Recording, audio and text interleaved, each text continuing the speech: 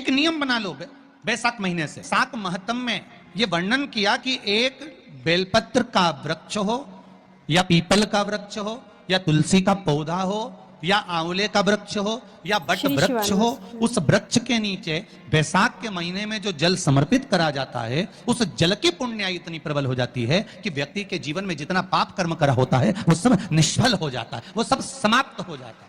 बैसाख महीने में पार्थिव शिवलिंग के निर्माण का, और उसमें एक बात कही गई कि जब संसार का मनुष्य मृत्यु लोक में रहने वाला मानव, मृत्यु लोक में रहने वाला मनुष्य मिट्टी के शिवलिंग का निर्माण करता है, पार्थिव शिवलिंग का निर्माण करता है, और जिस घर में पार्थिव शिवलिंग का निर्माण होकर उसकी पूजन होती है, घर का सदस्य उस पर अगर एक बूंद जल समर्पित कर देता है तो जितने घर के सदस्य होते हैं उस पार्थिव शिवलिंग के निर्माण को करने वाले होते हैं, पूजन करने वाले होते हैं, उनको 6 महीने तक किसी बड़ी बाधाओं को झेलना नहीं पड़ता, वो दुख अपने आप कट जाता है।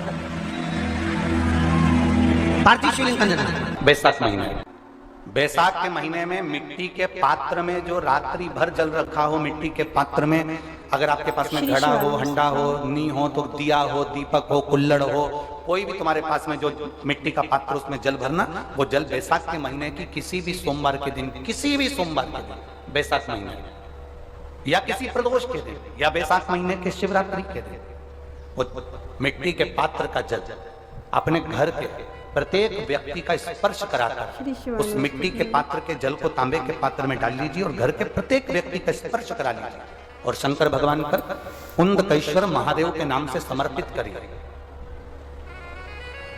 कुंदकेश्वर महादेव, कभी जीवन में पीछे पलट कर देखने की जरूरत नहीं पड़ेगी, आप उन्नति की सीढ़ी की ओर बढ़ते चले जाओगे। बैसाख महीने में मिट्टी के पात्र का जल भगवान शंकर को समर्पित होना चाहिए, उसका सुख हमारे जीवन को एक आनंद फल प्रदान, जिसे कहते हैं ना, कोई अच्छा मिले ना मिले,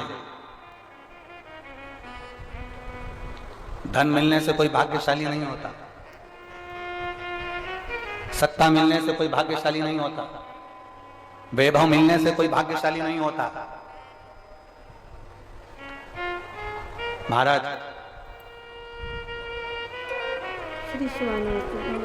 धन मिलने से कोई भाग्यशाली नहीं होता, वैभव मिलने से कोई भाग्यशाली नहीं होता, सत्ता मिलने से कोई भाग्यशाली नहीं होता, बड़ा मकान मिल जाने से कोई भाग्यशाली नहीं होता। शिव महापुराण की कथा कहती है, अगर 2 सही मिल जाएं तो तुम्हारा जीवन सफल हो जाए, एक गुरु सही मिल जाए और दूसरी घरवाली सही मिल जाए तो तुम्हारी जिंदगी स्वर्ग।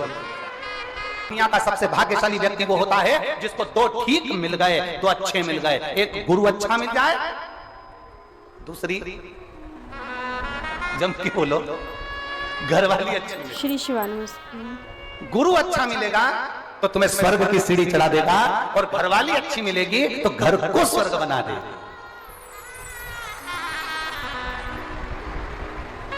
और इसमें से भी गुरु भले पीछे रह जा पर जगदम्बा। बैसाख के महीने में 9वीं तिथि को माता जानकी का प्रागट्य हुआ है पृथ्वी से।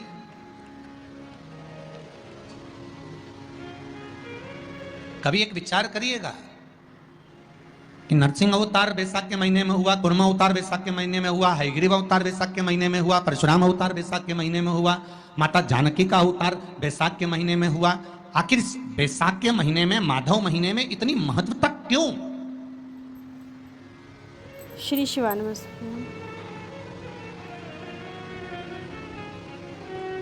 बैसाख के महीने में पड़ने वाली एकादशी, चतुर्थी, प्रदोष, अमावस्या, पूर्णिमा, शिवरात्रि, ये सभी इतनी महत्वपूर्ण क्यों हो जाती है?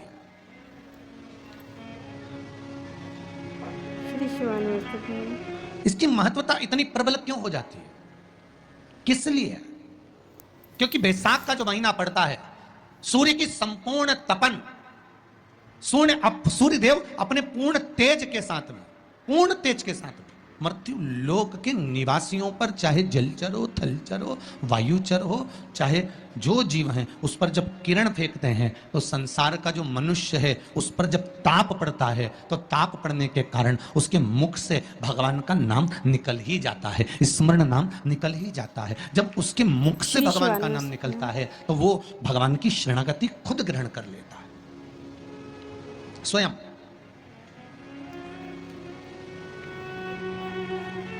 शरणागति ग्रहण कर लेना। बैसाख की पोथी पढ़ते हो आप लोग? आप में से अगर कोई पढ़ता हो बैसाख महीने की पोथी तो उसमें एक वर्णन आता है। गीता प्रेस गोरखपुर के कल्याण अंक में भी आप ये पावन बैसाख चरित्र श्रवण कर सकते हैं। उसमें बैसाख महीने की पोथी में 10वें दिवस की कथा में 10वें अध्याय में एक व्याध और शंख मुनि का चरित्र आता है। श्री शिवानमस्ते। शंख मुनि एक बार निकलकर भगवान शंकर के मंदिर में जल समर्पित करने के लिए जा रहे थे और शिव मंदिर की ओर जाते जाते जाते जाते जाते जाते बीच मार्ग में चलते चलते चलते चलते और वो शंख मुनि जब शिव के मंदिर में पहुंचे, शंकर भगवान के मंदिर में जाकर उन्हें दर्शन किया, श्री शिवानमस्ते। जल का पात्र उठाया और वो जल का पात्र उठाकर जब भगवान शिव को समर्पित कर रहे थे तो उसी समय जल का पात्र उठाकर जब शंकर भगवान को समर्पित करा गया और शंख मुनि निकलकर जब बाहर आ रहे थे, आते आते शंख मुनि के मन में एक भाव उत्पन्न हो गया कि जब हम भगवान शिव को कुछ वस्तु समर्पित करते हैं तो उसका फल, उसका पुण्य फल हमें कितने समय में प्राप्त होता है। ये शंख मुनि के मन में एक विचार जागृत हो गया, शंख मुनि के मन में एक भाव जागृत हो गया। एक लोटा पानी जो भगवान शंकर को समर्पित करता है, मरने के बाद तुम्हारी औलाद तुम्हारा किसी पवित्र नदी में तर्पण करे ना करे, तुम्हारा शिव को दिया हुआ जल तुम्हारे खाते में पहुंच जाता। आपने जो शंकर भगवान को एक लोटा जल दिया है, शिव जी को एक लोटा पानी चढ़ाया, शंकर भगवान को एक लोटा जल समर्पित करा है, शंकर भगवान को एक लोटा जल अगर आपने दिया है तो वो आपके खाते में पहुंचेगा जरूर, ये निश्चित है, पक्का है।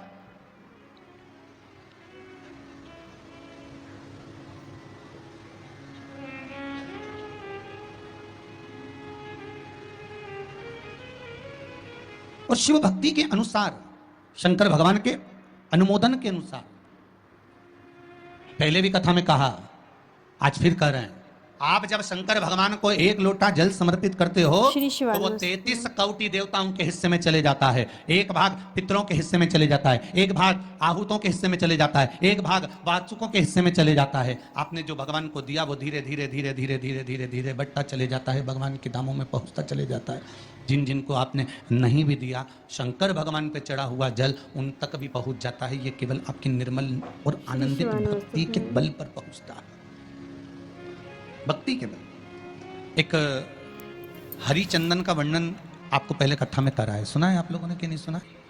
तुलसी की लकड़ी जब सूख जाती है तो उस तुलसी की सूखी हुई लकड़ी को घिसकर चंदन बनाया जाता है और उस चंदन को भगवान ठाकुर जी को, लड्डू गोपाल को, भगवान कृष्ण को, राम को या शालिग्राम भगवान को वो चंदन लगाया जाता है।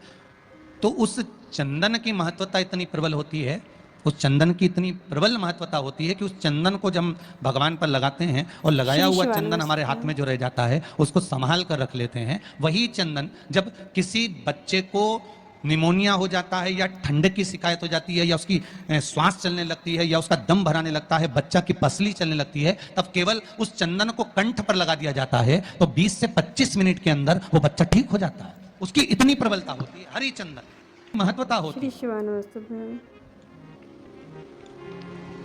अब तुलसी की जड़ को घिसकर उसका चंदन बनाकर भगवान को लगाना, वो हरि चंदन। उसी तरह यहां जयंत के मुख से, जयंत ब्राह्मण के मुख से सुना जा रहा है कि बैसाख महीने में पवित्र वृक्ष के जड़ में एक लोटा जल समर्पित कर देने पर और वहां की जो रज है उसको मस्तक पर चढ़ा लेने पर 84 लाख योनियों से मुक्ति श्री मिल जाती है। शिवानमस्तुभ्यम। 84 लाख योनियों से। आप में से कितनी माताएं या कितने भाई लोग बैठे हैं जो शंकर जी के मंदिर पर जाते हैं और मंदिर पर जब जाते हैं वापिस जब लौट कर आते हैं तो मंदिर की चौखट का स्पर्श कर कर अपने मस्तिष्क पर उस रज को लगाते हैं? आप में से कितने लोग हैं? श्री हैं बहुत सारे? शिवानमस्तुभ्यम। ठीक है। अब जितने लोगों ने हाथ उठाया और नियम से अगर शंकर मंदिर की दरवाजे की चौखट पर भगवान शंकर को जल चढ़ाने के बाद जब आप लौट कर आ रहे हैं और उनकी चौखट पर आपने हाथ फेर कर अपने मस्तिष्क पर उस रज को लगाया है, वो धीरे धीरे अपने भाग्य की ओर देखते हैं। तारीख लिख लेना कि मैंने इतनी तारीख से मंदिर जाना चालू करा, इतनी तारीख से मैं ये काम कर रहा हूं और इतनी तारीख तक मुझे ये फल की अनुभूति हुई। ये देख, विश्वास जागृत होने पर फल की अनुभूति है। किस किस के घर में श्री शिवानमस्तुभ्यम। तुलसी का पौधा है? सबके यहाँ है? रख लो।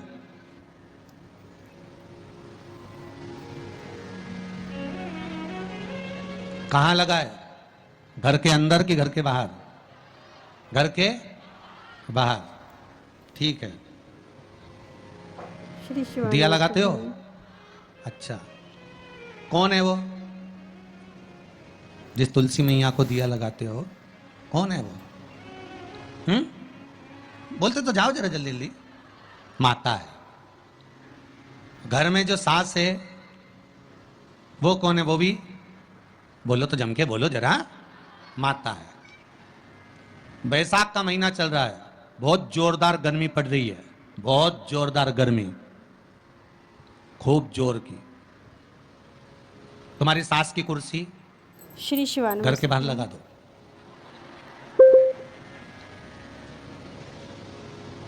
कितने घंटे बैठ सकती है वो?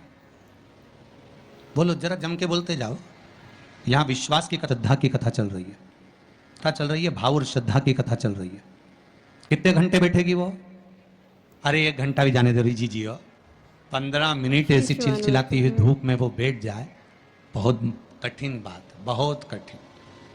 तुम्हारे घर के दरवाजे पर तुलसी का क्यारा है, तुम उसको दिया लगाती हो, माता कहती हो, पूछती हो, पूजती हो। तुमने तुलसा महारानी से कहा, माँ बैसाख की गर्मी पड़ रही है, तेरे को गर्मी लग रही होगी, चल थोड़ी देर में तुझे अपने कक्ष में लेकर चलती हूँ, थोड़ी छांव में रख देती हूँ, तेरे ऊपर एक छत्र लगा देती हूँ, थोड़ा सा एक ब्लाउज का टुकड़ा पड़ा हुआ है, पीस पड़ा हुआ है, उसको मैं तेरे ऊपर डाल देती हूँ, जिससे तुझे गर्मी कम लगेगी। कभी विचार किया?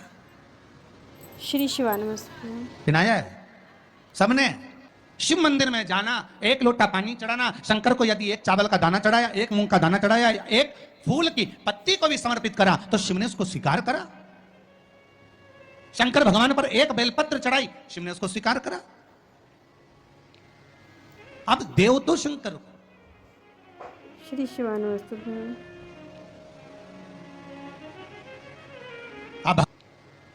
अब देव तो शंकर को,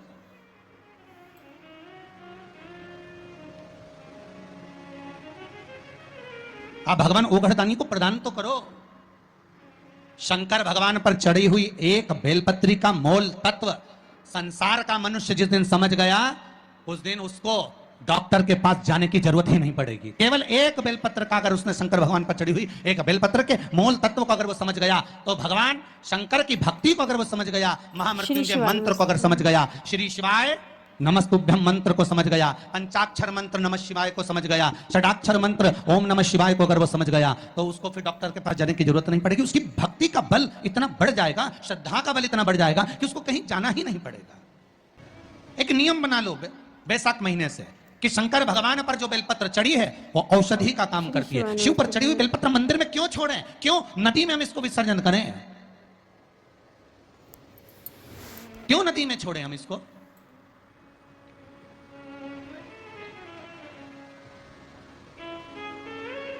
उसको उठा लाए, उसका प्रयोग करा, खाया, और उसका जो फल हमें मिला वो जीवन का सुख। हम तो ब्राह्मणों से भी कहेंगे, जितने ब्राह्मण जन शंकर भगवान के मंदिर में पूजन करते हैं, जितने विप्रजन भगवान शिव के मंदिर में पूजन करते हैं उनको करबद्ध निवेदन, उनके चरणों को प्रणाम कर कर, उनके चरणों को नमन कर कर, उन ब्राह्मणों के चरणों को श्री शिवानंद नमन कर कर निवेदन करूंगा कि आप शंकर जी के मंदिर में कोई प्रसाद बांटो ना बांटो। जो बेलपत्र शंकर जी के मंदिर में चढ़ती है उस बेलपत्र को उठाकर धूप में डाल दो, सुखा लो, पीस लो और पीसने के बाद उसकी पुड़िया बना लो। उस पुड़िया को प्रसाद के रूप में देना चालू कर दो कि ये खाना चालू करो। किडनी, लीवर, शुगर, बीपी सब धीरे धीरे धीरे धीरे श्री समाप्त शिवानंद होने लगेगा। सुखमय। तुम करो तो वो बेलपत्र ना तो किसी नदी में विसर्जन करने की जरूरत है और ना कहीं फेंकने की जरूरत है।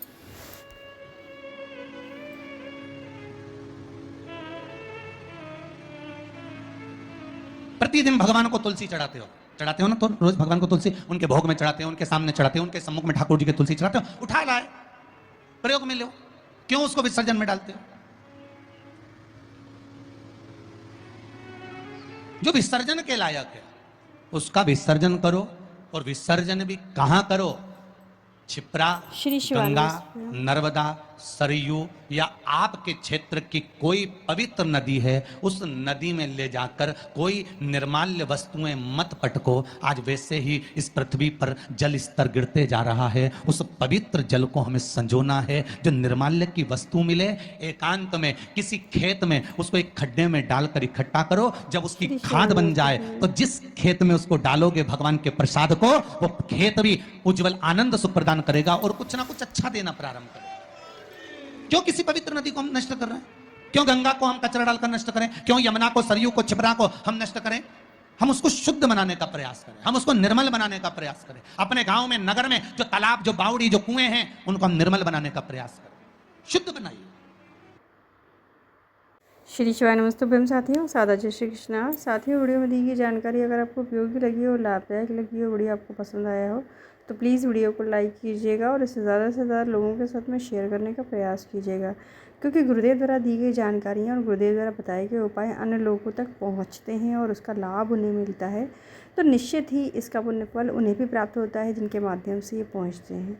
तो इसी के साथ एक अनुरोध और भी करेंगे आपसे कि गुरुदेव की संपूर्ण कथा 3 घंटे की होती है। किसी भी कारणवश यदि आप कथा को श्रवण नहीं कर पाते हैं तो हमारे चैनल को सब्सक्राइब कर लीजिए, क्योंकि हमारा प्रयास होता है कि गुरुदेव द्वारा दी गई विशेष जानकारी या शिव महापुराण के उपाय और गुरुदेव द्वारा बनाए गए अनुभव आप तक पहुंचाएं छोटी से छोटी वीडियो के माध्यम से। तो ऐसी वीडियोस देखना पसंद है तो चैनल को सब्सक्राइब कीजिएगा और बेल आइकन को हिट ज़रूर कीजिएगा, जिससे हमारी वीडियो जब भी आएगी तो आपको नोटिफिकेशन मिल जाएगा और वीडियो आपसे स्किप नहीं होगी।